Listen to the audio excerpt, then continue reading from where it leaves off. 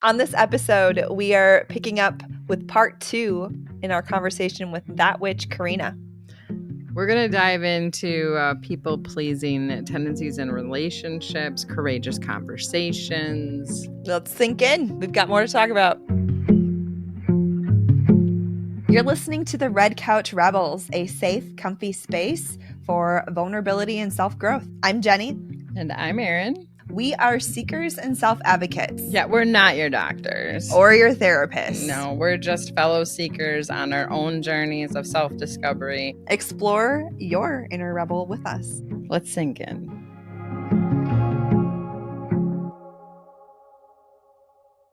You're acting so outside of how so many of us were taught to show up, right? So like that, how have you navigated that with the relationships that you've had? It has been difficult because a lot of my assertiveness has been seen as apathy.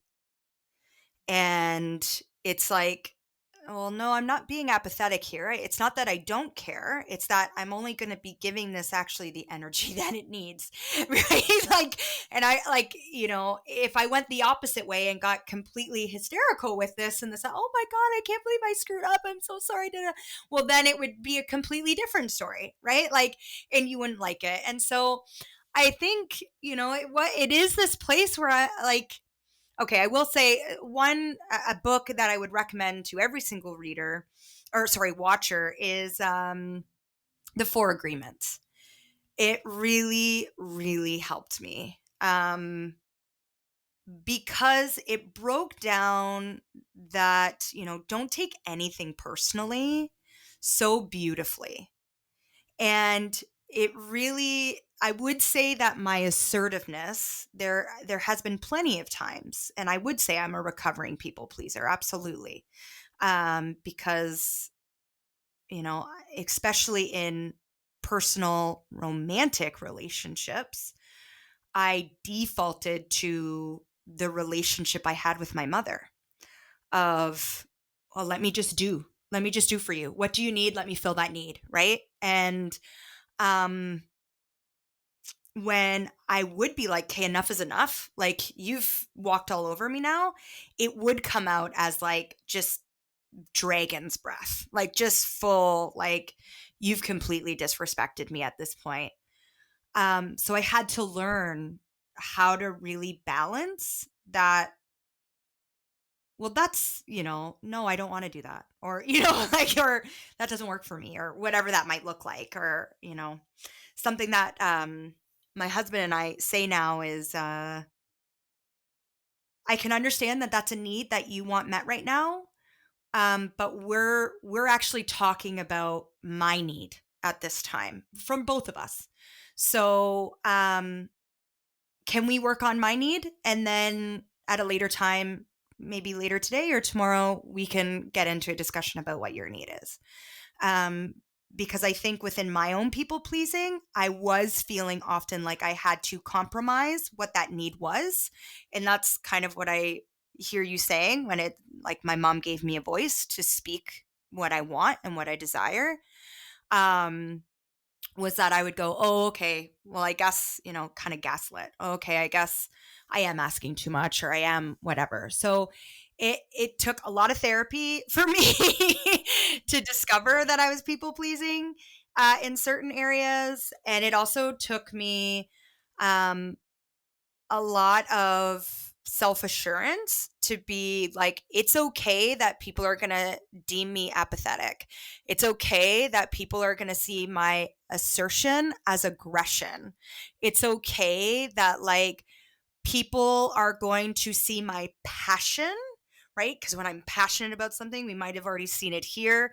My voice elevates. I get really, really intense, that people are going to see my passion as anger or intimidating.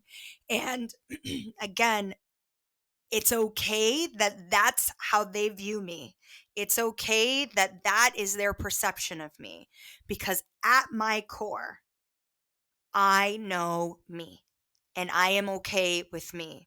And going back to that rebellion, if someone asks me to be accountable to how I am showing up.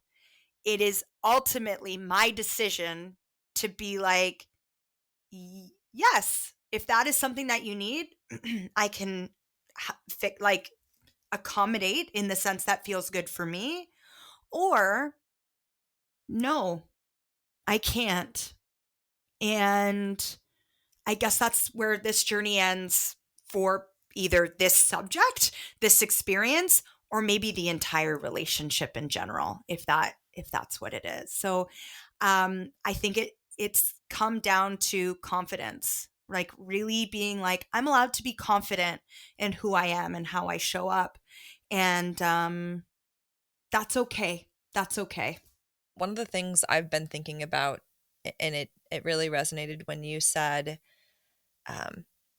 you've basically had the uncomfortable conversations with people because you've loved them so much. Mm, You wanted them to know. And one of the things I've been thinking a lot about for me is rebellion is a sense of love and that's love for self, that's love for others. It feels somewhat counterculture to show up in love when there's so much shit going around, Mm-hmm. going down around us. So that idea and how you shared, I'm sharing this because I love you. I mean, there's only so much we can control in how they receive that, sure. but it really resonated with me in how you shared that and kind of the groundwork in how you prepare and just be okay with you, but also remind them this is all in love, and I hope you Mm-hmm. can see it that way. Yeah. Intention does not always equal impact, but Sure. I think that work really has been within my marriage. My husband was never taught how to hold conflict. Everything was just very much like, we're moving on. If you feel uncomfortable, shove it down and let's move on. Let's that kind of that like love and light type of energy of like, nope, we're going to be love, we're going to be light, and we're going to move, like we're going to keep moving on. And I've been very open about this in my experiences online and through my chats and stuff, that there was a point in our relationship where I was the primary conflict holder in our life, and it was sucking everything out of me. And when I would bring conflict, right? Hey, I'm not feeling loved. I'm not feeling seen. I'm not feeling validated here. It was, well, that's a you problem. You're going to need to deal with that. And I'm going to, go do my thing. And I had to say, like, I'm I'm not coming to you to be like, you're a bad person, you're not loving me well, you're not. I'm coming to you to be like, I want this to work. I love you. And like, I want you to enter conflict with me so that we can actually figure out how we can love each other well.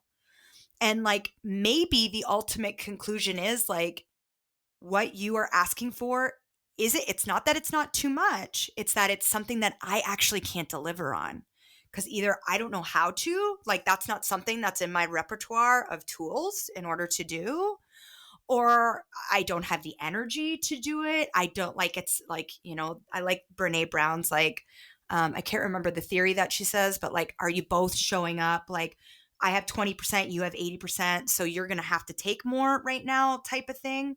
Um, and it was a huge turning point, because once we both understood that, because I don't feel I even had that language before my marriage to realize that like, oh, I'm asking you to enter conflict with me because I love you, and because like I could walk away, that would be so much easier. But no, right? Like, that it did allow me to settle into the duality that conflict often asks us to see within ourselves.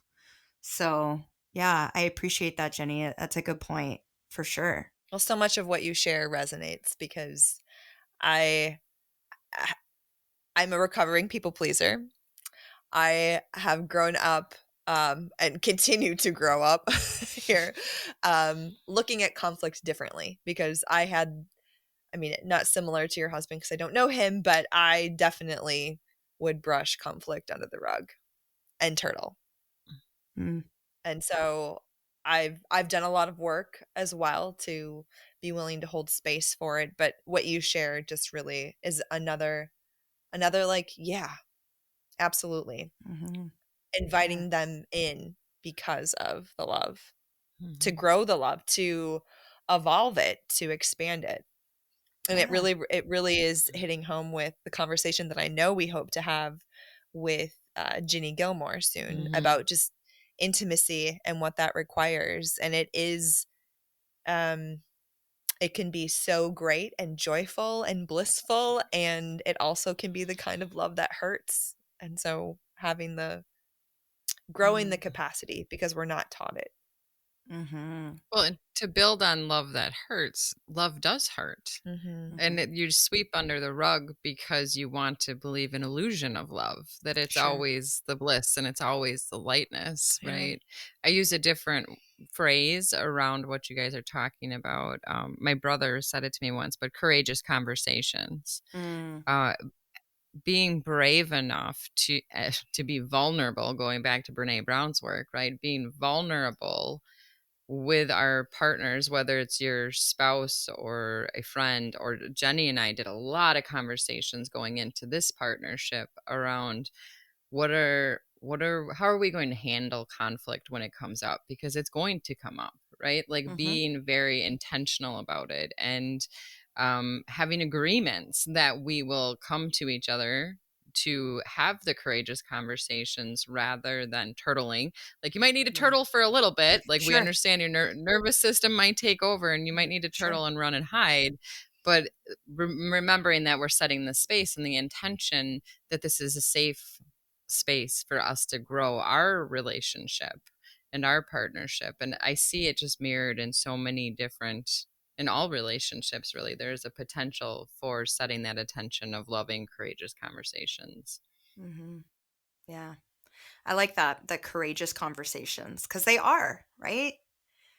And, like, I've been having a lot of conversations lately where folks are saying to me, you know, "Why does it feel harder now that I'm, like, showing up for self? Shouldn't it feel easier?" And I'm like, "Mm, healthy relationships are often a lot harder than toxic relationships because we aren't self abandoning and we also aren't abandoning the other person's needs. So we're needing to be in that duality of, okay, what do I need? But also, how am I listening and responding to what this person is bringing me? And that's so much harder than being in that like child brain that goes, well, I'm just going to throw a tantrum. I'm going to push you away. And then again, we'll sweep it under the rug and then we'll just start over again. Yeah, that is a lot easier. It's harder on the nervous system, right? It dysregulates the nervous system a lot more.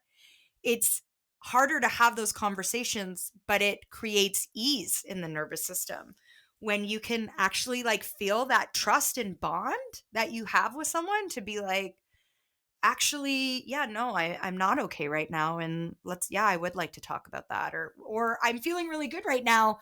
Let me tell you about that. Cause that can just be as difficult a conversation with someone. I was just at a conference yesterday, and one of the speakers shared how much they love vulnerability in conversations in their relationships because it allows them to show up as their true self. Hmm. And I just had this huge head turn and thought, what a beautiful story, like to tell yourself, to remind yourself, like this is worth it. That, like you're saying, that dysregulation that might be caused is momentary if you can let yourself get through that. I don't know what author talked about that. Was it Brene Brown? Maybe like the discomfort is us like just the first start of it. And once you can push past that, you're good. I would Mhm. argue it may not be as short It momentary, might not be short. and Yeah. it will also be much more intense. Like when we're talking Mhm. about the nervous system and the pattern, your nervous system is used to that pattern. True. So Sure. that's its comfort zone. So when you're now going to step in and be vulnerable, oh yeah, it's super intense, and that's why I think people are so afraid of going there, because it feels like it's never going to end because it's so intense. And it's like sometimes you say to people like, trust me, it's so much better on the other side. It's so Yeah. much better on the other side. But when you're in that, it feels, your body believes that this is life or death, right? Oh, yeah. It Yeah. takes practice Hmm. and not doing it right. Like Yeah. feeling like you've majorly fucked it up. For Yeah. sure. At the end, for me, it always feels like that warrior though, right? That it's like, oh, now my armor is linked with someone rather than being put up to protect myself against someone. And yeah, that's a great point, Aaron. Like that is part of the reason why it's so hard is because you are breaking a cycle. You're breaking that chaos cycle of like, I'm used to I'm used to dysregulation. So when you're regulating, your body's like, I need something. I need something to fill that void. Where's Something's that coming missing. from? Where's the chaos? Give me my Yeah, yeah. chaos back. Yeah. Yeah. Yeah, yeah, yeah. It's a long unfolding. How many years do you think that you've actively set that intention, going from the people pleaser in your marriage to the place where you are now? How long do you think you've actively been working on it? I would say I've actively been working on coming to a place where I am now for like probably 17 years. Like honestly, probably since I was about 20 is when I started actively doing therapy to be like this isn't it, right? Like this isn't what life is supposed to like um but yeah, like so my husband and I have been together 7 years, married for 4. So, there was those first 3 years of our marriage were nervous system regulation within it. But there was also so much that was happening there. Like, within these 7 years, I was caretaker to my mom. She passed away. And then my dad got sick and I was caretaker to him. And then he passed away. And in that time, we planned and got married. And then, like all these things were happening. So, it, it was like out the external was also very dysregulated as much as the internal home was dysregulated. And it wasn't until we actually kind of were at that point where it's like, are we causing more harm to each other than we actually are good? Like, 'cause I don't want that we were able to start unraveling that nervous system that was joined together that happens in relationship. And like you said, any relationship, not just marriage or romantic partnership. I love that you're on and you're sharing this story, because one of the things that I repeat often, Jenny's going to roll her eyes because I say it all the time, is that when we are embarking on self growth work and having these courageous conversations with ourselves first, I believe that's usually where it starts, Yeah. is we start being honest with ourselves. Hmm. um, I've always encouraged my clients, maybe not always, but as soon as I became aware of it, is include your partner on your journey. Like Hmm. as soon as you can, include them on your journey. It is so scary to be on the other side watching someone change. And your husband watched your body literally transform Yeah. in a year. Like you now look totally different than you did a year ago. Yeah. That's, I think people can wrap their head around, oh, his wife has changed. But when people are going through growth work and they're changing, it's just as fucking scary, right? Yeah. So like I love that you're here to model that it is totally possible to have these conversations, and when you feel ready to like start building that safetyness so that you can have the courageous conversations so they can come along with you and you can be, I loved, what did you call it before, be a chain in my armor instead Yeah. of a armor between you, right? I Yeah. loved that. There was Mhm. no eye roll. There was no I say it, I'm so passionate about it because I've gone through it in Yeah, totally. my own marriage. You know, Matt and Yeah. I have been together 9, well, we've been married for 9 and we've been together for 11. I'm terrible with years, so if I'm wrong, he'll forgive me. He doesn't care. Anyways, we've had our own challenges, and as I said in our first one, I've always been a rebel. I've always been a seeker. I've always been the person that's asking the questions and wanting to have the hard conversations. And he also came from a family that was sweeping under the rug, so that we can stay happy, Yeah. right? Yeah. And I had that in some ways in my family, but we were more fighters. Sure. So you have opposite end of the Mhm. nervous system there, and to have people in opposite ends. So did you say you were fiery, like you're Scorpio, right? So like were you showing up more in the activation as he was shut down? Yeah. Yeah, when you're at such opposite ends of the spectrum, it can be hard to move closer to each other to feel that safetyness for the person who wants to turtle. Oh, yeah. And for the person who wants to yell, right, to bring it down, it's like an inching along. And Matt and I worked on our relationship the whole time we've been together.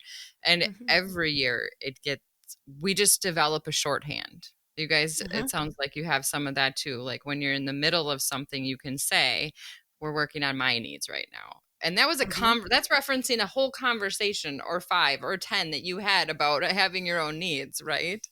So, yeah, I don't know why I'm expounding on this, but hopefully it's helpful to see Yeah. like it is possible to bring your partners with you on the Yeah. journey. Absolutely. Well, it's work. And like, self-growth is work. Relationship is work. And I'm sure you can relate to this, Aaron and Jenny. I believe you take clients as well, where when people are looking to expand in self, we have been taught, and again, I'm going to get on a little bit of a tangent here, through capitalism, that like things should be convenient. You want to get a job? That's easy. Go to school, then you put out resumes, it'll happen, da da da da da da da, right? Life should be easy. Oh, you don't want to cook tonight? Again, going back to my $1,000 food bill, right? Like, that's fine. You can order Uber Eats. You can do this. And by no means am I knocking those things, because yes, that is part of the rest cycle that we need to step into.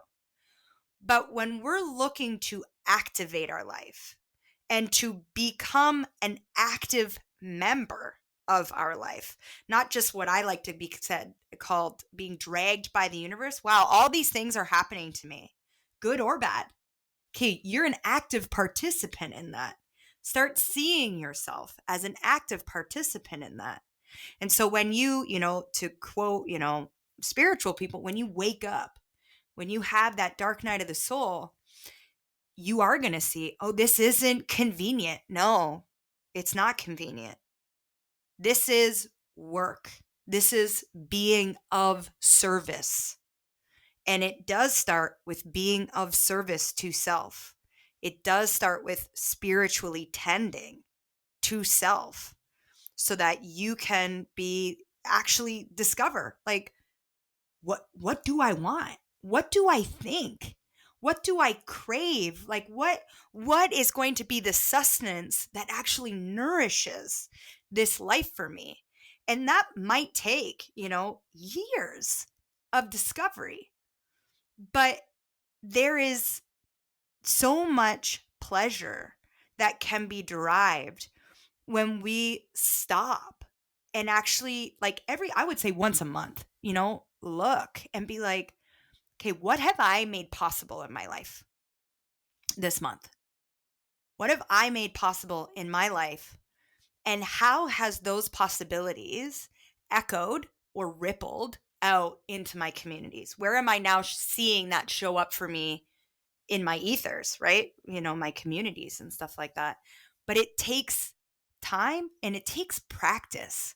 Like, no one should expect perfection from themselves, especially if you've just cracked open your first self-help book or whatever that might look like to you at this time, right? Like, you have to be willing to look at yourself critically and say, yeah, what I thought at 25, it wasn't wrong for me then. It wasn't wrong for me then. But it also doesn't fit who I am now, because 25-year-old me allowed that practice to begin so that I could come to this place where I'm like, yeah, this is great. Or, self discovery in whatever way, shape, or form. And also within that, knowing that, like, in another 10 years, I might look back at this and go, like, yeah, it was what I needed now then, but hindsight is 2020, and let me tell you, right? Like, that's also a possibility, and that's okay. And so it's like, it's a surety, right? The more that we step into the inconvenience of life, the more that we can be assured that we are going to show up exactly how we need to, day in and day out. That was a really nice summary of a lot of what you covered. Yeah, bringing it back around. Hmm. There were so many times in what you were sharing too, where it was like, okay, but how? When you were talking about it's okay if they don't like me. It's okay if they hate me. All right, as a recovering people pleaser, but how?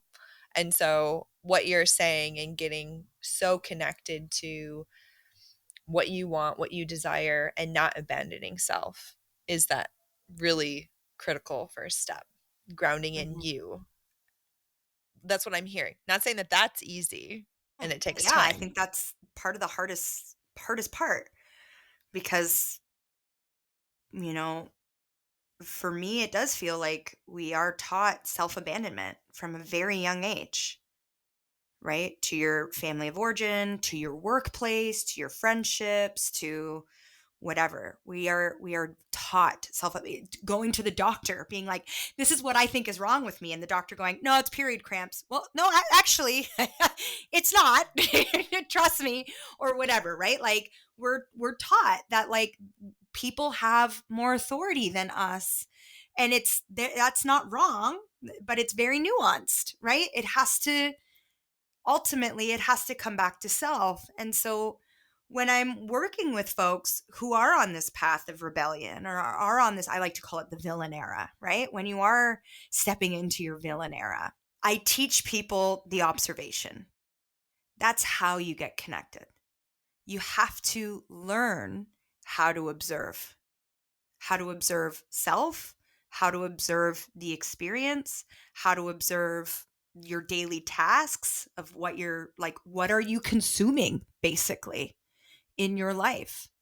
And through that observation is where you begin to hear that inner voice, that intuition that says, hey, I'm not okay here, or I really like this, or I want more, or I need, right? And that's when we get to listen and respond.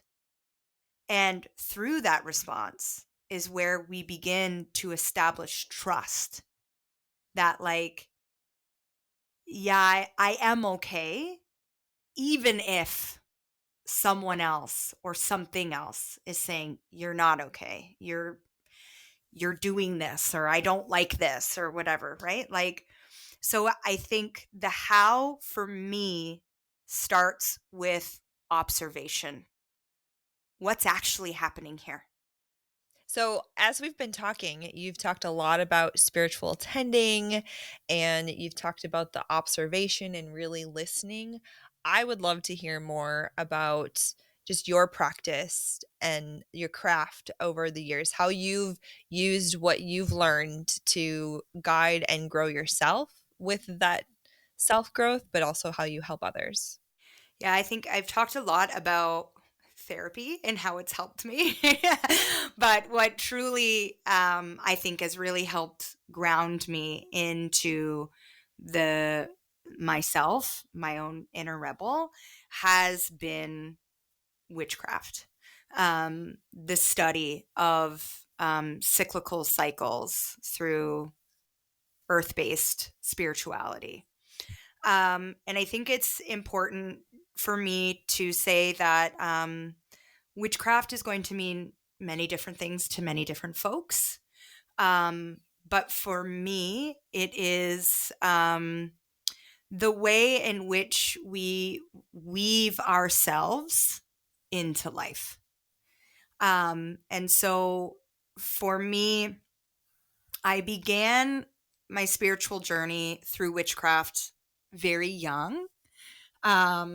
I am an avid dreamer. I dream a lot.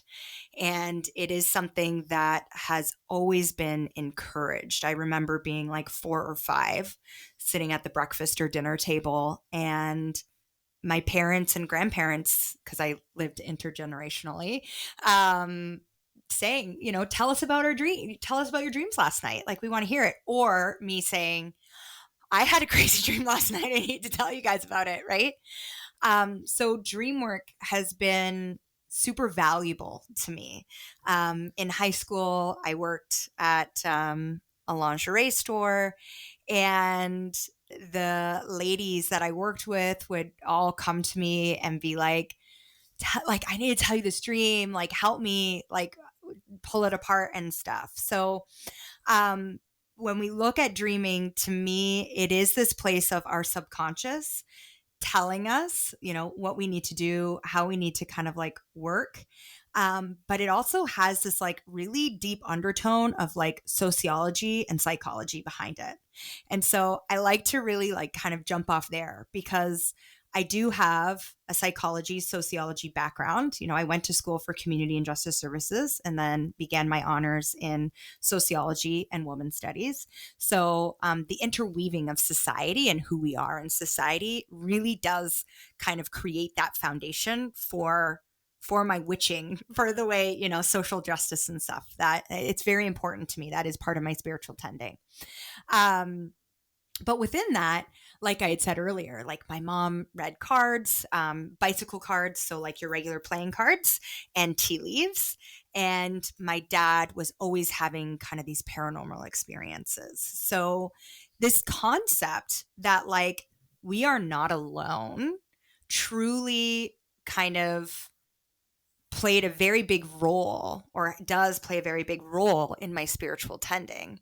And I would say around the age of 29, 30, I decided that I wanted to call myself a witch.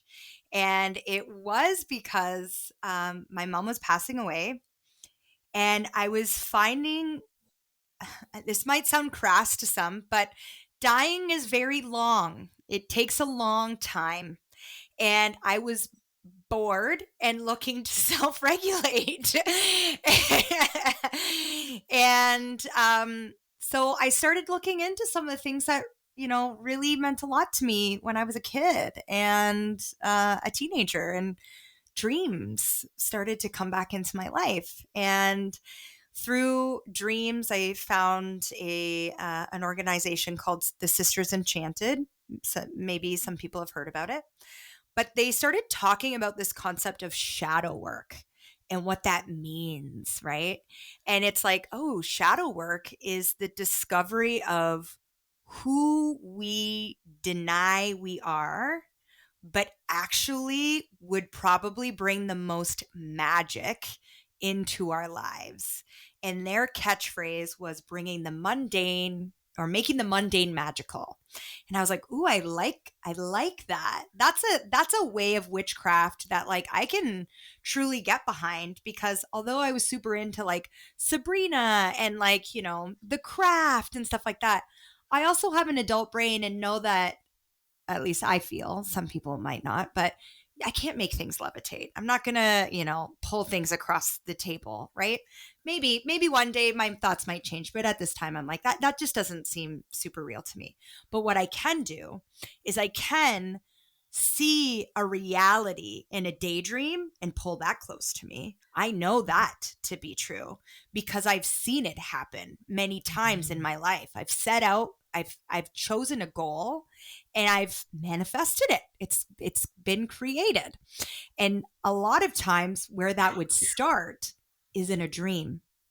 I would see it in a dream, in a prophetic dream. And then, a year later or something, I'd be like, I'm living it. I'm here. I actually dreamt about my husband, right? Like, and here I am living the dream. So I found the Sisters Enchanted, and they really kind of began to weave this concept of the inner self and the outer world in one. And in one way that they taught this was through the moon cycle. And I was just completely fascinated with it because, amongst other facets of witchcraft, the moon was big for me because it's very feminine in nature, and I went to school for women's studies, so of course I love that the femininity that is, that's I think lacking in our society. So I really began diving into, dreaming, when I was dreaming, how much I was dreaming around the moon cycle, um, beginning to actively like look at how to manifest within the moon cycle, like setting intentions at the new moon, releasing at the full moon. What does eclipses mean? And from there, it just expanded, expanded, expanded. But what it taught me was that, oh, I am no different from the moon. And what the moon teaches me is that I am actually no different than the cycles we see, the seasonal cycles that we see in certain parts of the earth, right? Because not everywhere sees a seasonal cycle. But, if you're fortunate enough, privileged enough to live in that, right? And I was like, wow. So this concept of witchcraft to me started to, and the grief work that I was experiencing through it was like, oh, everything has an ending and everything has a beginning.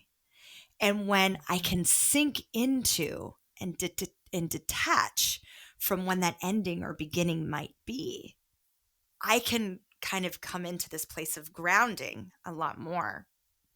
Um, And then from there, I was kind of dabbling in tarot cards, but I got into tarot because, in within the Sisters Enchanted, they were like, "Oh, tarot's a really great place to kind of begin shadow work." And it's true. Tarot tells the story of the hero's journey and then all these different side quests that we see through the different elements: wands, pentacles, swords, and cups, right? And so I started pulling tarot for myself and I got really, really into it. And then I took a course and I realized that, like, oh, when I was doing those dream interpretations for folks back in high school, I was actually channeling. I wasn't just like listening. I was intuitively pulling things out of their life. And so it was like an 8 or 10 week course that I had taken. And at the end of the course, the teacher came to me and was like, I'm going to toot my own horn here a little bit. Like, why did you take this course? Like, this was like, you could have taught this course. And I was like, well, to be honest, I didn't, like, I was using the book all the time. It was your guidance that taught me how to actually listen in. And yeah, so I started doing tarot, and that really helped me channel that inner voice that was coming through. So, one, I was looking at seasonal moon cycles and being like, hey, where am I in my own cycle? Right? Again, a lot of work. Stepping out of, oh, I'm busy everywhere else. What really is important to me? This is important to me. So, stepping into this, starting to lay that spiritual foundation for me of spiritual tending around, I want to pull tarot cards every single day. It's important for me to look up where the moon is at this time, what sign it is at this time, because it informs me of maybe the way that I should conduct my day. If we're in a Taurus moon versus a Sagittarius moon, for me, that's going to mean very, very different things of like where my energy is going to want to be and how it's going to want to look. And on top of that, the waxing and waning cycles, right? And I get that this is very like scientific, elaborate, but that's where my learning took me. And then from there, I was like, well, let's fuck around a little bit. Let's see if I can kind of like manifest through spell work, right? Through having a tangible representation of what that dream truly is for me. So I began doing things like petition work, which more people would know as like spell work, right? So crafting, I like to use like nursery rhymes and stuff. Use what you know because it's easier, right? It's easier for the brain, it's easier for the body to recognize. So nursery rhymes and stuff, rewriting them so that when I was saying them out loud, creating that tangible experience for the body, um, I could feel it kind of pulling in closer. I love fire. I love it. So I worked a lot with candle magic, writing things on candle, using oils. And then right beside me here is my altar. So this is like a physical representation of my body, of myself, of the goals and aspirations that we have, as well as this kind of deeper understanding of where we are at this time. And so I am often what I call feeding my altar, through smoke, through money, through food, through maybe a new trinket that just kind of looks good. Because I do feel ultimately I am kind of this dragon that wants to like hoard stuff. Um, but like I have a treasure trove, right? Love it. But it was through that I was like, okay, well, I'm going to call myself witch. And at that time, my mom had just passed on. And I remember thinking to myself, she would have hated this. And she would have, truly. Because witch has such a negative connotation to it, right? Like, you are basically putting an arrow on your back or a bullseye on your back and saying, everything you think I am, you're right. I am wicked. I am deceitful. I am whatever. Because that's what witch is in the zeitgeist. It's someone who's going to come, curse you, and leave you dry. And it was in that part of like even just claiming that word that felt so magical to me in order to help me like drop in and hear that inner rebel that said like, yeah, I don't care. Like, let's do it. Let's allow Okay, people let's to go. kind of go from there. Yeah. And then it kind of developed from this place. I was doing Reiki. I had been doing Reiki for actually quite a long time. And Reiki is energy healing, just for those who don't know, just to really simplify, it's a Japanese art form. And so I started kind of weaving that into my practice as well. And that really began what I like to call spiritual tending through witchcraft. So yeah, that's how it started for me. I love all of that background. I didn't know a lot of that. And we've been talking I think we met in 2020, right? Yeah, Yep. pandemic. So Yeah. we've been talking for a while now, and I loved hearing the whole progression of how you've accumulated in your cave, your dragon's cave. That visual is great. Yeah, it so is. Yeah. Yeah. The self-tending aspect, so these are all different tools that you use for your own self-tending. How Mhm. does that look when you're working with other people? So, because I teach witchcraft in a sense of your own spiritual awakening, right? Witchcraft to me would be synonymous to your rebellion, right? Like owning who you are and the path that you want. So when I'm working with folks, I am very much encouraging them to discover what they need in order to self-tend. And thankfully, a lot of that is, well, I want to do witchcraft. Like, I want to do spell work. I want to do, manifest the way that you talk about manifesting on your platform, right? Branding, I guess, helps with that too. But, um, Right. you know so when I'm working with folks, again, we come into that place of observation. So where do you feel stuck in your life, right? Because that's really, when I look at witchcraft, it is that crossroads of life, right? That's why we're petitioning, that's why we're pulling cards, that's why we're getting curious about what's going on. I feel stuck, I feel like I'm at a crossroads. So that is the beginning of a spell. Work in that observation. What are you seeing there is a lack of, or there is something you want more of in your life? And then from there, I begin to kind of look at, I would say we start with cups. We start with water, the element of water. What is the emotion behind that, right? So that they can get in tune with that inner intuition. They can get in tune with that kind of emotion that's ultimately what I feel is kind of holding them back, right? Fear, whatever.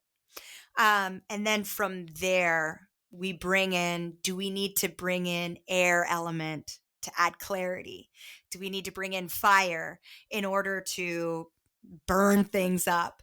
Do we need to bring in earth? Because maybe you're actually already doing the thing, but you actually can't see that you're doing the thing because you're like me with tarot, right? Like, it's come so naturally to you that you're seeking something that's just embodied in you, that you just need to ground now and be like, oh, wow, yeah, I am that person. Okay, cool, right?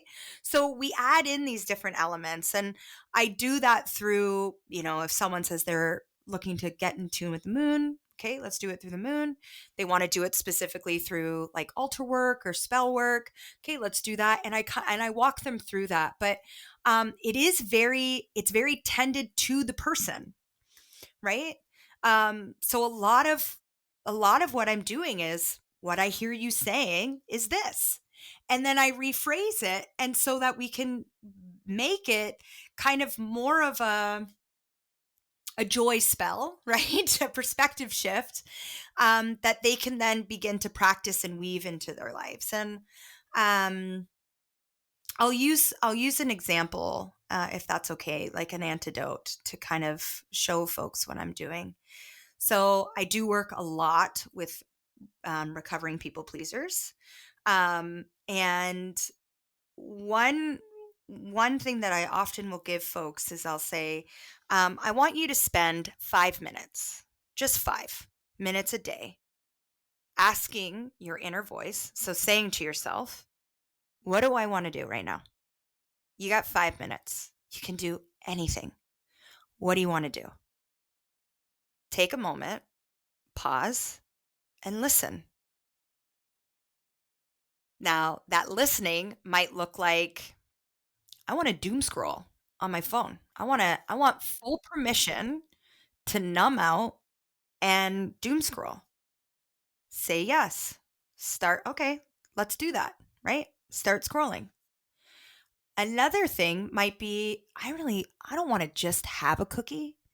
I want to bake a cookie. Like, I want to bake cookies. Okay, well, we actually have more than 5 minutes. So let's do that. Let's go and start doing that. But here's the kicker. Here's where I help people get comfortable in the chaos of grounding into your experience. If during that 5 minutes, your inner voice goes, I don't want to do this anymore. I'm bored. I want to go do something else. You need to be able to give yourself permission to go, okay. So that means going, oh, I don't want to doom scroll anymore. Okay, what do I want to do? I don't know. Okay, well, we'll just sit here then. Sit in that uncomfortableness.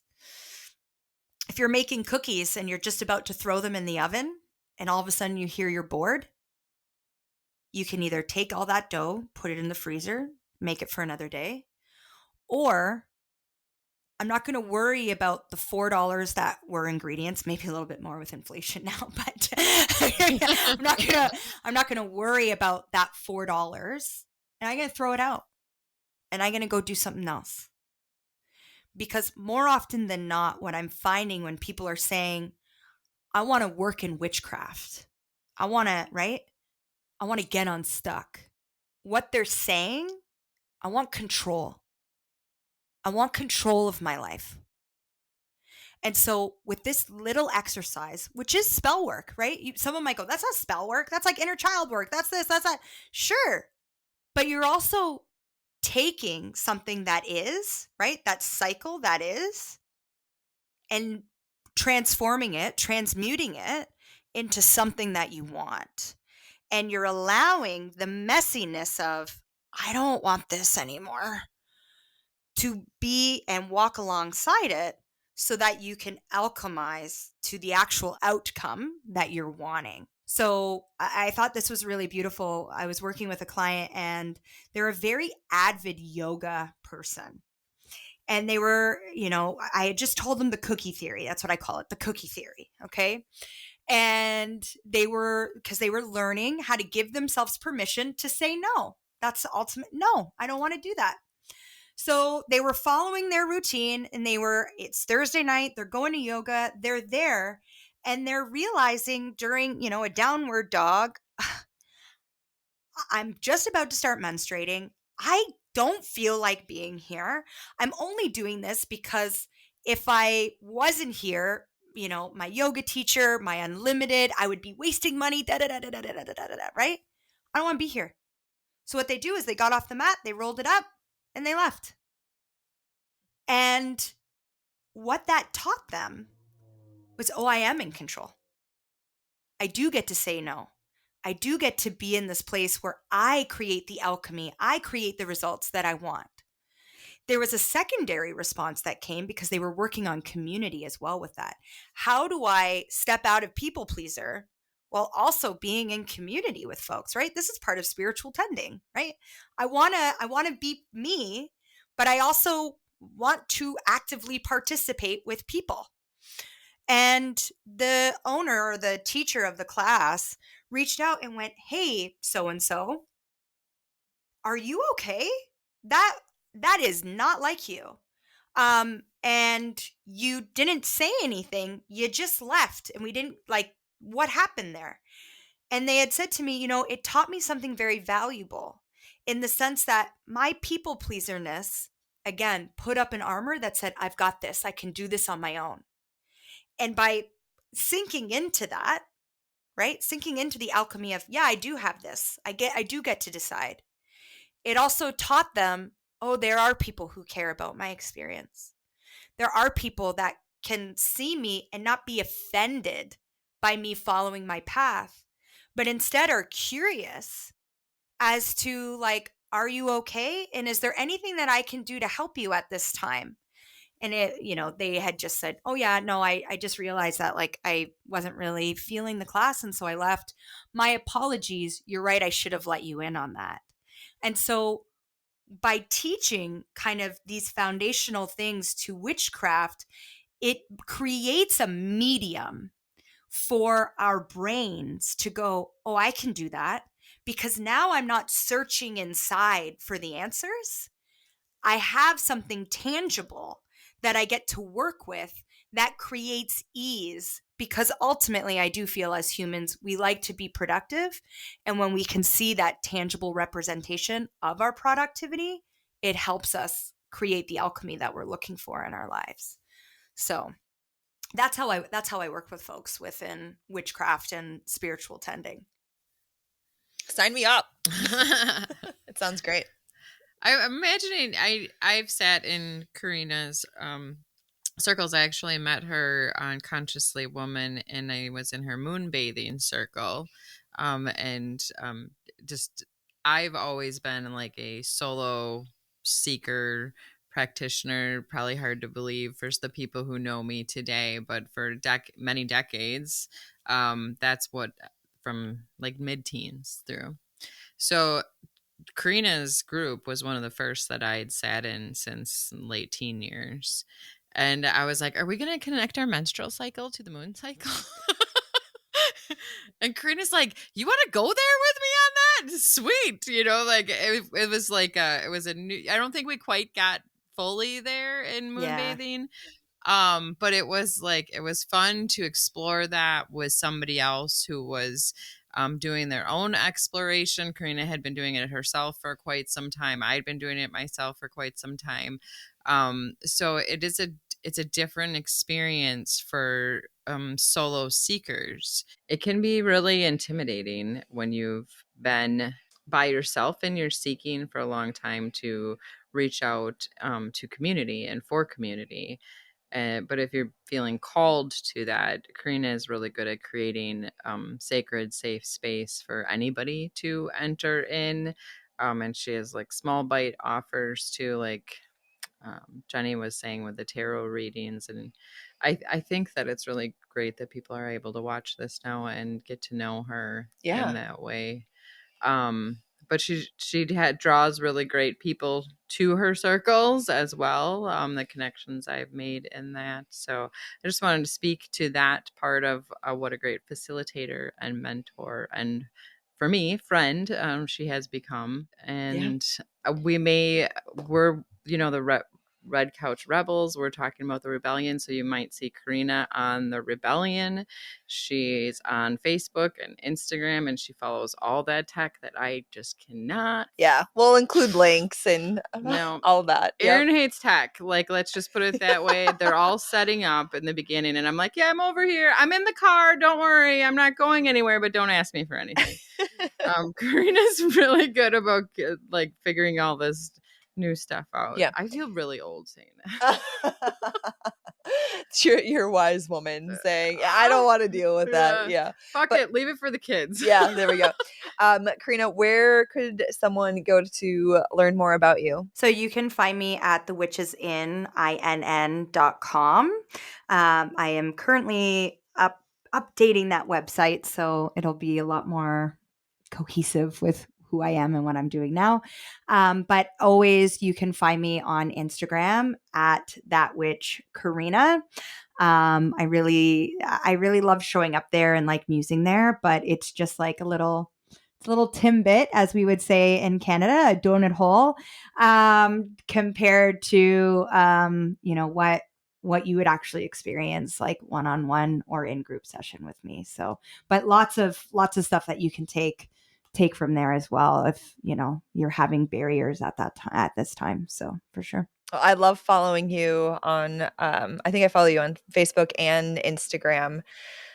So we'll continue to do that. But everything that you've shared today, I'm just like, oh my gosh, there's so much more. I knew you were into dream work. Like, I get super pumped talking about any of that too. So this has just been a beautiful conversation. I have learned so much. Definitely fed my seeker soul and my heart. So thank you so much for sharing. And yeah, just exploring your inner rebel with us and sharing your journey. It's so evident that you live life on your own terms and you inspire others to explore and do that in what you shared with us today. So thank you. Thank you. I appreciate being here and, the space to be able to share and allow other people to feel like they aren't alone in their own journey of self-discovery. So I very much appreciate it. Thank you both. Thank you so much for joining us on the Red Couch. We would love if you would head on over and subscribe to the podcast and leave us a review. It helps us tremendously as we rebel against the status quo of disconnection. We need you. We appreciate you. You can also head on over to our website, redcouchrebels.com, to send us a note and explore your inner rebel with us on our online network. We'd love to see you there.